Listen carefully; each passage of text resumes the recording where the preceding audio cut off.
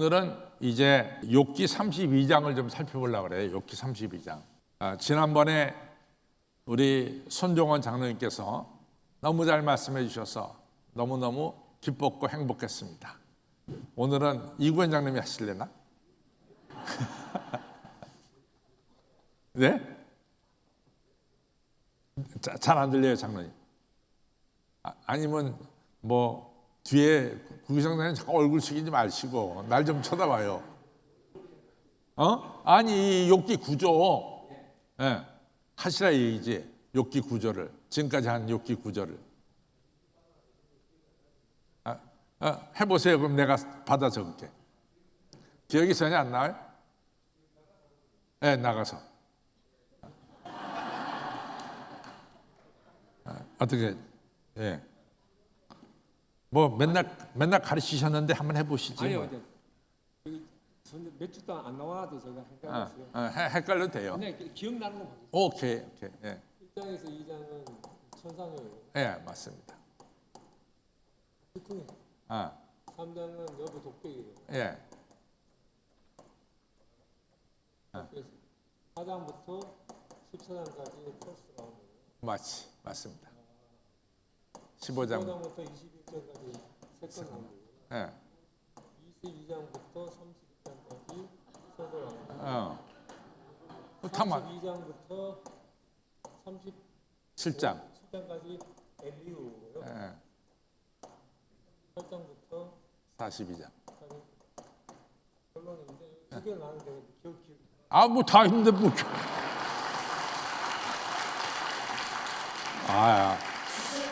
이게 사람이 자기를 이렇게 잘하면서도 이렇게 겸손하게 해가지고 더 나타내는구나. 내가 뭔가를 하나 오늘 또 배웠는데. 하여튼 수고하셨습니다. 박수 보내주시기 바랍니다.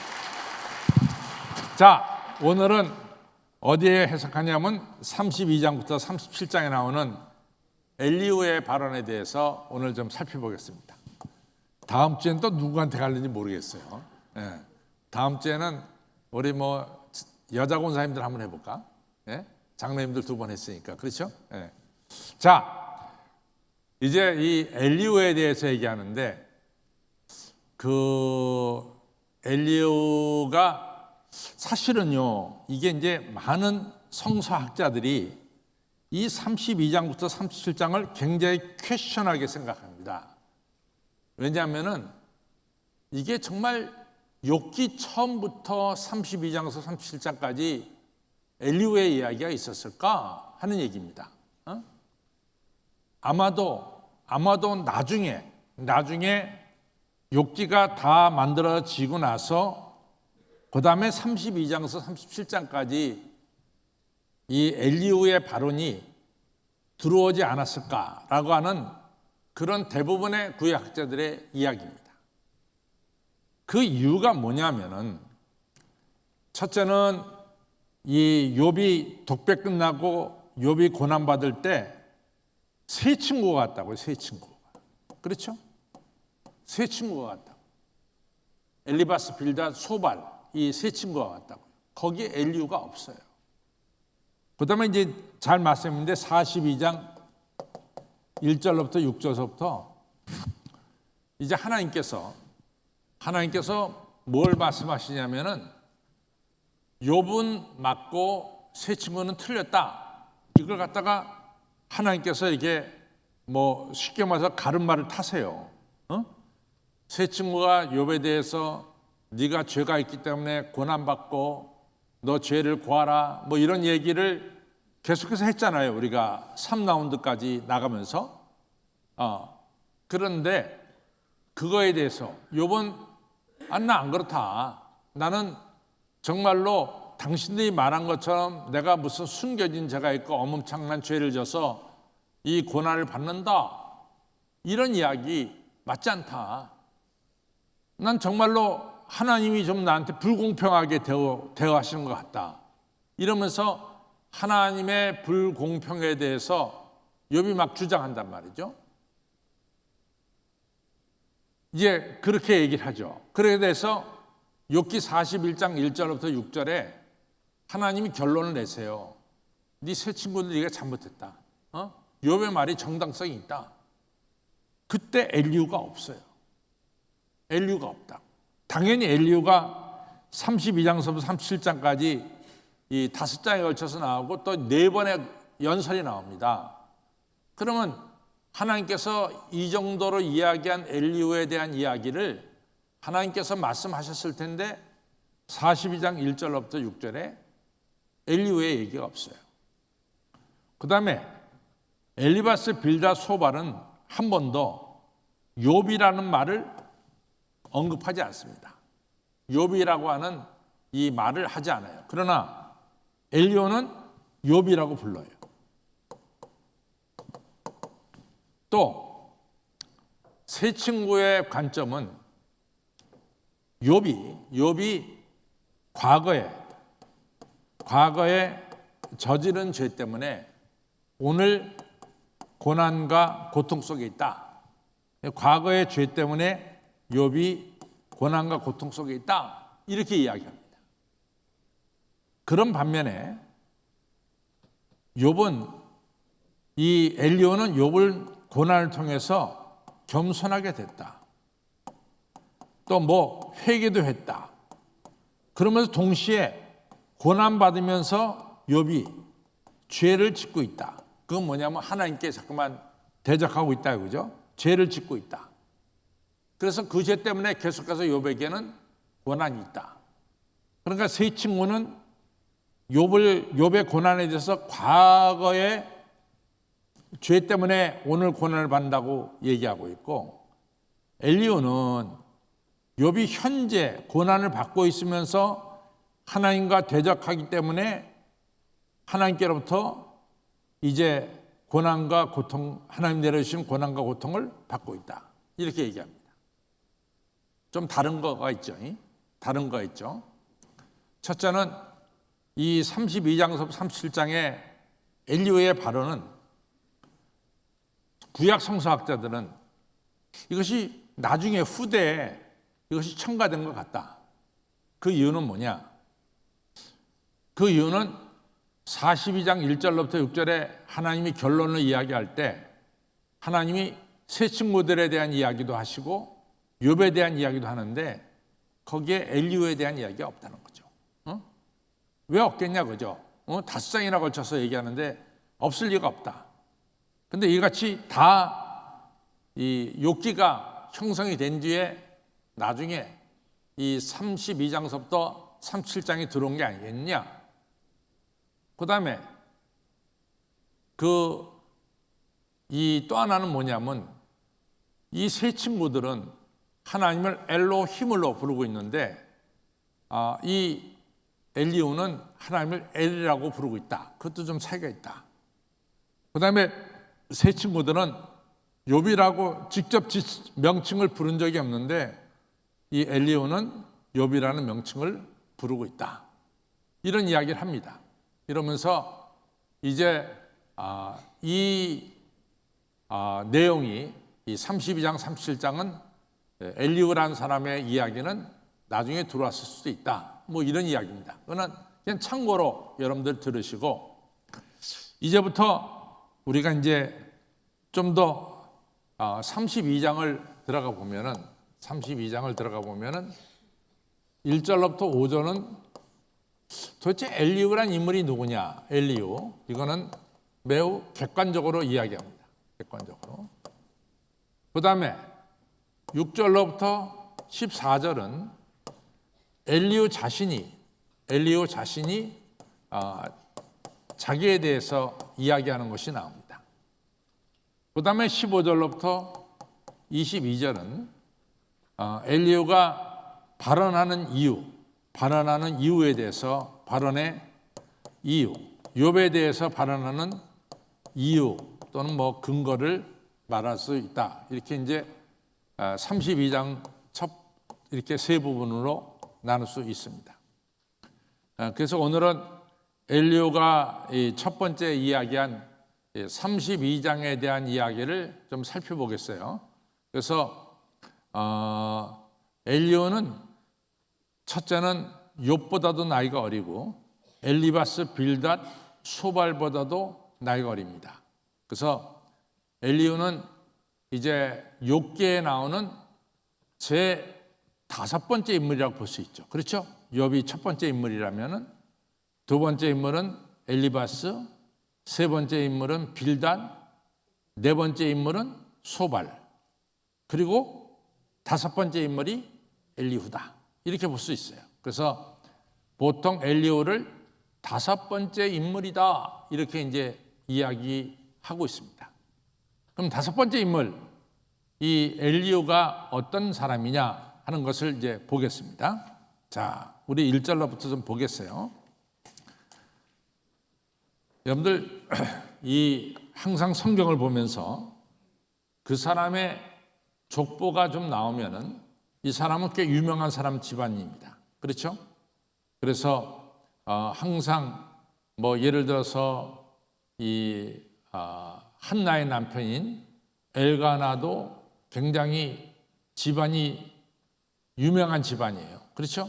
그래서 우리 예를 들어서 한번 여러분들 좀 성경을 보면서 조금 사무엘상 1장 보겠습니다. 사무엘상 1장을 보면 그냥 1장 쉬우니까 사무엘상 1장 1절에 보면은 에브라임 산지의 라마다임 소벨에 산지 라마다임 소벨에 에브라임 사람 엘가나 하는 자가 있으니 그는 여로함의 아들이요 엘리후의 손자요 도우의 증손이요 숲의 현손이더라. 이렇게 길게 나오잖아요. 증조 할아버지까지 등장하잖아요. 그러면 엘가나가 굉장히 유명한 사람입니다. 이같이 조상의 이름을 성경에 갖다 대면은 이 사람들이 알아들을 정도로 이 엘가나의 집안은 그 당시에 유명한 집안이었다. 이런 걸 갖다가 표현하고 있어요. 그래서 성경에 이런 인물들이 몇 명 있어요. 그러면 여러분들은 그것을 보시면서 이 집안은 아마 그 당시 시대에는 꽤나 유명한 집안이었구나. 이렇게 이제 여러분들이 이해하면 됩니다. 자, 엘리후도 이게 만만치 않습니다. 자, 엘리후를 보면은 욥이 스스로 의롭게 여김으로 그 세 사람이 대답을 그침에, 그러니까 이제 아시다시피 요 얘기 1절을 좀 설명해 보면 이렇죠. 욥의 세 친구들이 끈질기게 욥이 고난받는 것은 숨겨둔 죄 때문이다. 이렇게 이제 계속해서 얘기해요. 세 친구들은. 근데 욥은 노 아니다. 내가 숨겨둔 죄 때문에 고난받는 게 아니다. 나는 의롭다. 그 다음에 내가 고난받는 것에 대해서는 이것은 뭔가 불공평하다. 그래서 뭐 여러 얘기를 해요. 자, 우리 주변에 보자 말이야. 뭐 악한 일을 저질렀다고 해서 다 고난받냐? 선한 일한 사람도 고난받지 않냐? 우리 사는 세상에 악한 일 했다고 해서 다 고난받냐 말이지. 한번 찾아봐라 말이야. 또 선한 일 한다고 해서 다 잘 되냐 말이야. 그렇지 않고 고난받는 사람도 있지 않냐? 만약에 내가 숨겨둔 고난 때문에 내가 뭐 죄를 받는다? 그건 아니다 말이야. 이것은 자기가 받는 고난은 불공평하다. 자기는 의롭다. 자기는 하나님을 뵙고 나서 도대체 내가 왜 이런 고난을 받아야 되는지 내가 하나님께 여쭤보겠다. 그러면 틀림없이 하나님께서 내 고난을 걷어가실 것이다. 이 끈질기게 이거 주장하잖아요. 그러니까 이 일관되고 끈질긴 주장에 욥의 세 친구들이 더 이상 대답을 안 합니다. 대답을 못 해요. 대답을 못 해요. 욥이 전혀 받아들이지 않으니까. 그러니까 바로 그게 1절에 나와요. 1절에 바로 그 얘기입니다. 1절에 욥이 스스로 의롭게 여김으로 그 세 사람은 엘리바스, 빌다, 소발을 가리키겠죠. 엘리바스, 빌다, 소발이 세 사람이 대답이 그침에 대답을 안 합니다. 그 다음에 이제 엘리후가 누구냐? 엘리후는 람 족속 부스 사람 바리겔의 아들 엘리후가 노를 바라다. 그러니까 엘리후의 족보를 잘 가르치고 있어요. 람 족속이고 부스 사람이고 바리겔의 아들 엘리우다. 여기서 부스 사람은요, 아브라함의 조카입니다. 아브라함의 조카가 부스예요. 아브라함 형제 중에 이 형제의 아들, 이 아들이 바로 부스입니다. 그래서 이 엘리우가 아브라함 가문하고 연결됐다, 이렇게 볼 수 있어요. 그래서 이 가문이 꽤 괜찮은 가문입니다.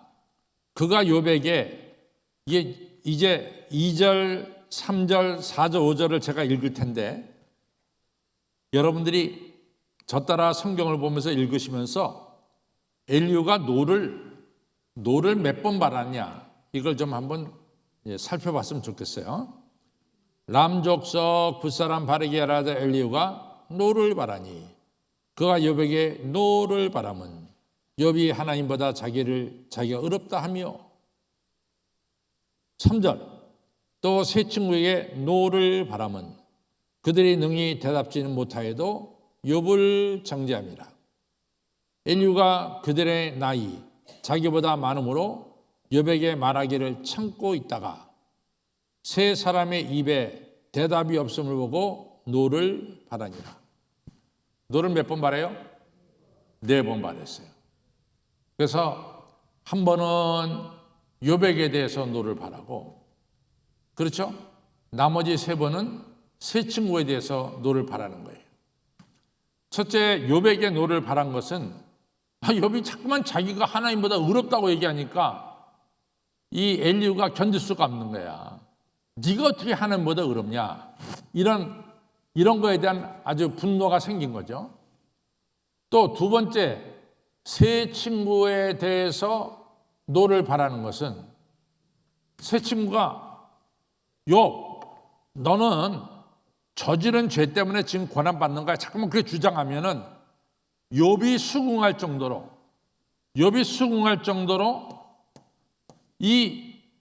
그 내용을 갖다가 밝혀야 되지 않아요? 네가 과거에 이런저런 죄를 짓지 않았느냐? 네가 이런저런 숨겨둔 죄가 있지 않냐? 이런 어떤 욥이 저지른 죄에 대한 내용을 밝히면서 너는 이 죄 때문에 지금 고난받는 거야, 이렇게 얘기해야 되는데 이걸 밝히지 못해요. 그러면서 무작정 너는 과거에 숨겨둔 죄 때문에 고난받아, 이러니까 세 친구의 말에 설득력이 없었다, 그 말이에요. 설득력이. 바로 그 얘기를 하고 있습니다. 자, 이제 3절을 보면은 또 세 친구에게 노를 바람은 그들이 능히 대답지 못하여도, 증거를 대지 못하여도 욥을 정죄함이라.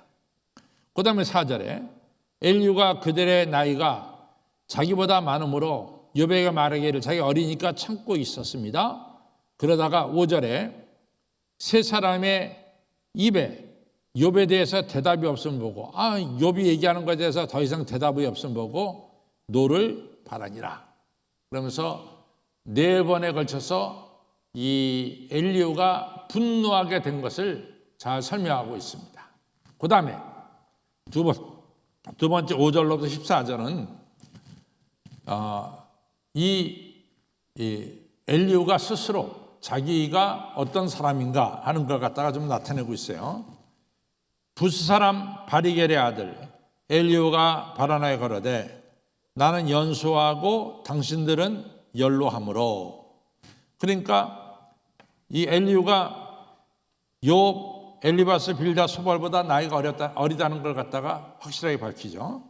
나는 연소하고 당신들은 연로함으로, 나이가 많음으로 내가 참고 나의 의견을 감히 진술치 못하였노라, 이렇게 말했어요. 내가 당신들이 얘기할 때 내가 끼어들지 않은 것은 내가 어렸기 때문에 얘기하지 못했다. 7절 내가 말하기를 날이 많은 자가, 날이 많은 자는 오래 산 자를 가리키겠죠. 날이 많은 자가 말을 낼 것이요 해가 오랜 자가, 똑같이 날이 많은 자나 해가 오랜 자나 똑같은 말이죠. 오래 산 자가 지혜를 가르칠 것이라 하였으나 보통 세상에서는 나이가 많은 분들이 지혜가 많고 또 말씀을 해야 된다 이렇게 생각하고 있었다 그 말이에요. 그러나 이분이 이제 그에 대해서 반박을 하는 거죠. 사람 속에는 심령이 있고 전능자의 기운이 사람에게 총명을 주시나니. 그러니까 사람이 지혜가 있느냐 없느냐는 것은 나이에 따른 것이 아니라 하나님께서 그에게 지혜를 주셨느냐 주시지 않았느냐 거기에 달려 있다. 이렇게 지금 이제 발전시키고 있어요. 그래서 세상에서는 나이 많은 자가 지혜롭고 나이 많은 자의 이야기를 들어야 된다 이렇게 생각하고 있지만은 이제부터 엘리후는 뭐라고 말하냐면 사람 속에는 심령이 있고 전능자의 기운이 이 사람에게 총명을 준다. 그러니까 총명과 지혜는 하나님께로부터 왔다 이런 얘기죠. 그래서 9절에 말하면 대인하면은 뭐냐면 유명한 사람이에요. 그래서 대인하면은 쉽게 말하면은 뭐 장관 뭐 이렇게 그 시대에 이같이 지혜로운 사람을 가리킵니다. 대인이라고 지혜로운 것이 아니라 여기서 노인하면은 장로를 가리킵니다. 우리가 신약성경에 노인하면은 장로, 장로는 그 마을의 치리자를 가리켜요. 그 마을의 큰 어른을 가리킵니다. 그래서 대인이라고 지혜로운 것이 아니며 노인이라고 즉 장로라고 공의를 깨닫는 것이 아니다 그 말이죠. 그리고 10절에 그러므로 내가 말하노니 내 말을 들어 나도 내 의견을 말하리라. 내가 이제는 나도 말하겠다. 이 얘기는 자기가 말하겠다는 것은 지금 얘기한 것을 이렇게 생각해 보면은 자기는 이제 하나님의 지혜를 가지고 말하겠다 이런 뜻이 되겠죠. 그렇죠? 그렇죠? 하나님의 지혜를 가지고 나는 말하겠다 이런 뜻이 되겠습니다. 그래서 우리는 이 성경을 읽어가면서 대강 우리가 문맥을 알 수 있어요. 그러므로 내가 말하노니 내 말을 들으라 나도 내 의견을 보이리라. 여기서 이 얘기는 상당히 겸손한 얘기예요. 왜냐하면 당신들의 얘기가 다 틀렸다 이렇게 일방적으로 말하지 않고 나도 내 의견을 개진해 보겠다 이런 겸손하게 말한 거죠. 11절 내가 당신들의 말을 기다렸고 당신들이 할 말이 합당하도록 하여 보는 동안에 그 변론에 내 귀를 기울였다. 난 당신들이 말하는 것을 자세히 세 친구들이 말하는 걸 내가 귀 기울여 들었다. 당신들의 말에 정말로 합당한지 내가 귀 기울여 들었다. 그런데 12절 내가 자세히 들어본 적 당신들 가운데 욥을 꺾어 그 말을 대답한 적 없도다. 그러니까 세 친구가 다 욥의 말을 꺾어버리고 욥에게 정말로 욥이 꼼짝 못하도록 말하는 자가 없다 아야 얘기합니다. 그러니까 세 친구들의 말에는 욥을 이길 만한 말이 없다. 그 다음에 13절에 보면 당신들이 혹시라도 말하기를 우리가 지혜를 깨달았구나. 그를 이길 자는 하나님이시요 사람이 아니라 하지 말지니라. 이렇게 얘기합니다. 이 얘기는 무슨 얘기냐? 사람의 말로는 욥을 이길 수가 없다. 오직 하나님만이 욥에게 이제 욥의 말이 잘못됐음을 지적할 수 있고 욥을 이길 수가 있다. 이런 말이에요. 그래서 이제 엘리후는 자기가 말한다 할 때는 하나님의 지혜를 가지고 말하겠다. 이런 분명한 여기에 뜻이 있습니다. 14절 그가 내게 말을 내지 아니하였으니 나도 당신들의 말처럼 그에게 대답하지 아니하리라. 다시 말해서 욥이 내게 말을 내지 아니하였으니 나도 당신들의 말처럼 그에게 욥에게 대답하지 아니하겠다. 이제 15절로부터 이제 엘리후가 욥에게 자기가 말하는 이유를 말씀하고 있습니다. 그들이 욥의 세 친구들이 놀라서 다시 대답하지 못하니 할 말이 없음이로구나. 세 친구가 욥에 대해서 할 말이 없음이로구나. 16절 그들이 말이 없어 가만히 서서 다시 대답지 아니한즉 내가 어찌 더 기다리라. 세 친구가 말하지 못하고 욥한테 꼼짝 못하고 있는데 나는 가만히 있을 수가 없다. 나는 가만히 있을 수가 없다. 17절 나도 내 본분대로 대답하고 나도 내 의향을 보이라. 내가 이제는 욥에게 말하겠다. 그 말하겠다고 하는 의지가 어떠냐?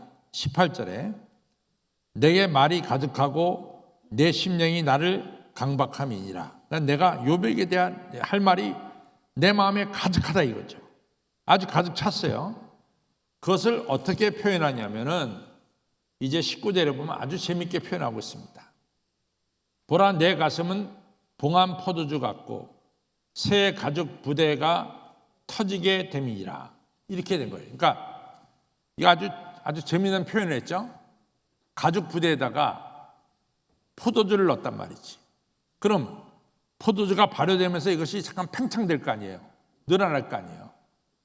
그 정도로 내 가슴이 지금 팽창돼서 말하기를 원하는 마음이 지금 팽창돼서 말하지 않으면 내가 터질 것 같다. 이걸 이렇게 표현한 거예요. 가죽 부대에 포도주를 넣어서 포도주가 팽창하는 것처럼 내 가슴에는 욥에게 말할 이런 내용들이 지금 팽창하고 있다. 내가 말하지 않으면 내 가슴이 터질 것 같다. 이런 뜻이 되겠습니다. 아주 문학적으로 재밌게 표현을 한 거죠. 자, 그 다음에 봅시다. 그 다음에 내가 말을 하여야만이 시원할 것이라.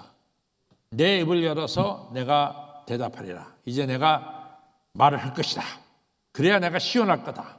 그런데 내가 말을 할 때 아주 중요한 게 있다. 자기가 말할 때 중요한 게 있다. 그건 뭐냐? 나는 결코 사람의 낯을 보지 아니하며 사람에게 아첨하지 아니하나니. 근데 우리가 아첨이란 말은 좀 뭐랄까 사탕발림 이렇게 이제 얘기하잖아요. 근데 거기에 본래 뜻은 좀 상대방을 정중히 대한다는 뜻이 있어요. 우리는 이제 아첨이란 말이 우리에게 원래 들려지는 것은 저 사탕발림으로 상대방을 기분 좋게 하려고 아첨을 떠는구나 할 때 이제 아첨은 사탕발림이라든가 이런 뜻으로 있는데 본래 아첨이라는 것은 상대방에게 정중하게 얘기하는 것. 그걸 갖다가 본래는 아첨이란 뜻이다. 그 말이죠.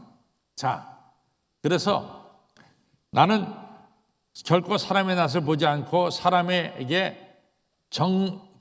낯을 보면서 정중하게 말하지 않겠다. 나는 내가 속에 있는 대로 다 이야기했다.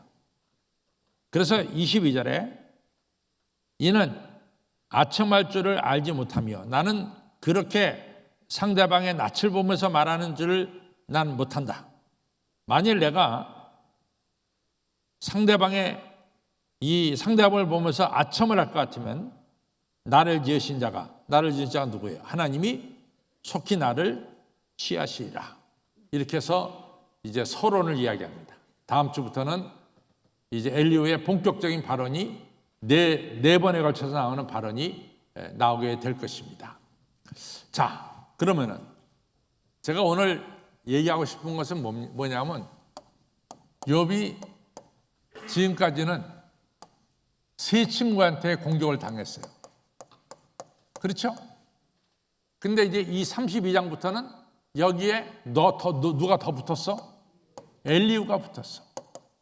이제는 욥 주변에 4명이 욥을 공격하고 있는 거예요. 3명도 모자라서 1명 더 엘리후라고 하는 인물이 붙어가지고 욥을 공격하는 것을 우리가 알 수가 있습니다. 이러한 공격 속에서도 하나님은 누굴 지켜줘요? 욥을 지켜주시죠. 그렇죠? 욥을 지켜주시죠. 그래서 나중에 42장 1절로부터 6절에 가면은 하나님이 욥을 칭찬하시는 것을 볼 수가 있습니다. 자, 우리 결론으로 가겠습니다.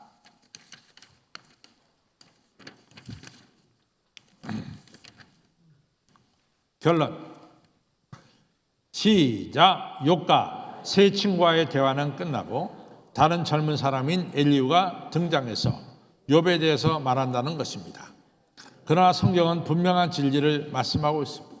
고린도후서 4장 7절로 10절에 우리가 이 보배를 질그레 가졌으니 이는 능력의 힘이 큰 것이 하나님께 있고 우리에게 있지 아니함을 알게 하려 함이라.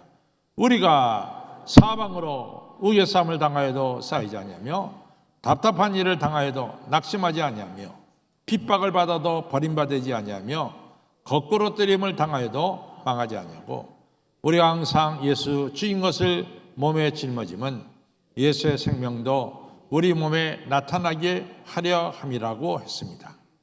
언제나 우리가 주님 안에 있으면 어떤 경우에도 사방의 우겨쌈을 당하여도 쌓이지 않고 또 핍박을 받아도 넘어지지 않고 우리가 승리한다는 것입니다. 즉 하나님을 신뢰하는 욥에게 세 친구 그리고 더 나아가서 엘리후가 온다고 해도 넘어지지 않는다는 것입니다. 왜? 하나님을 신뢰하기 때문에. 따라서 성도 여러분 언제나 하나님 안에 거하시고 하나님을 신뢰하시기 바랍니다. 그래서 하나님이 주시는 보호하심과 하나님이 주시는 승리의 축복을 꼭 받으시기를 주님의 이름으로 축원합니다. 우리가 늘 하나님 안에 거해야 될 줄로 믿습니다.